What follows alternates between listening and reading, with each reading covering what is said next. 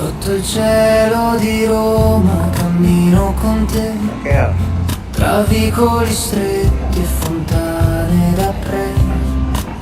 Ogni sguardo racconta un pezzo di noi, tra marmo e silenzio sento la tua voce e poi eterna Roma ci abbraccia. Tell me I'm worried about the weather today. Can you tell me how cold it is in Vatican City for me? All the clouds froze over, are they dried up? Does the sun... Selamat datang ke Vatican City. Saya dah sampai dah dekat Vatican City. Memang saya dah lama dah nak ke Vatican City ni Okey, tapi kan Vatican City ni bukan city tapi adalah sebuah negara. Okey? Is the riddle of fate, or maybe it's just blind faith? You know he won't show me the way. So can you tell me, is it gonna rain? Are there some showers on the way? Or is it heavenly rains in Italy? Tell me. I'm worried if the pressure takes one turn for the worse. I think I'll be under the weather. It's not just remorse, Lord, please show me the way. I need to know what I'm missing. Is there a problem?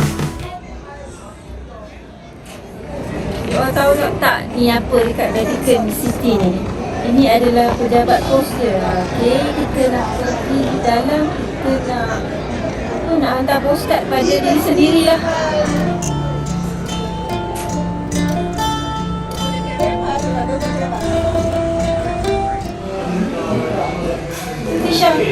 Tisha nak.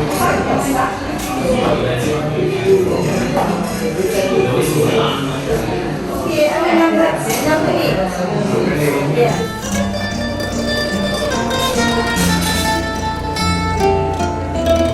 Kita nak post lah.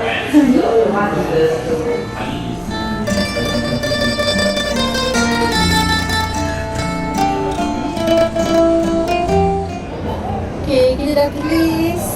Okay, postcard ni kita nak post. Ciao.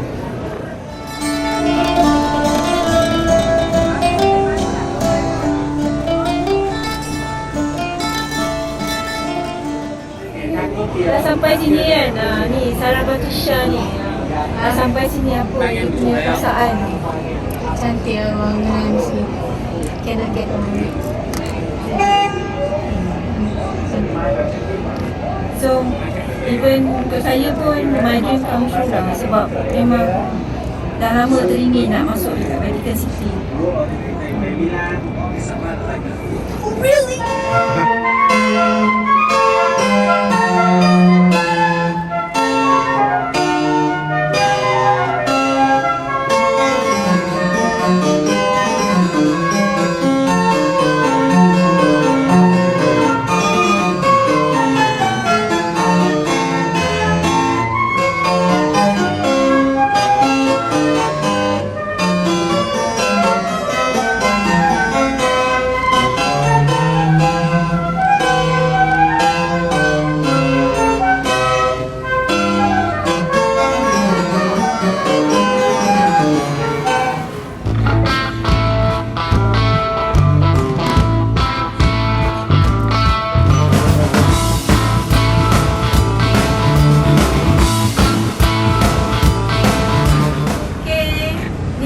Vatican City tapi dekat sini ada certain yang apa, yang special lah dekat sini, yang tak ada tempat lain kan, Syah?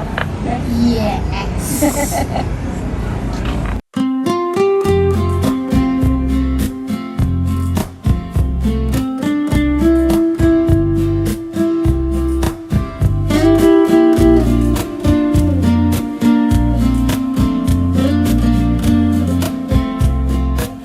Sotto il cielo di Roma cammino con te, tra vicoli stretti e fontane da pre. Ogni sguardo racconta un pezzo di... Wah, dah sampai. Ni dari apa, postcard dari Vatican City ni. So ni tak lama lah, dalam 2-3 minggu je dah sampai dah ni. Kan? Kami alamatkan ni pada Leo dan Koko. Wow, bestnya. Tak tahu nak cakap apa. Happy sangat. Non finirà mai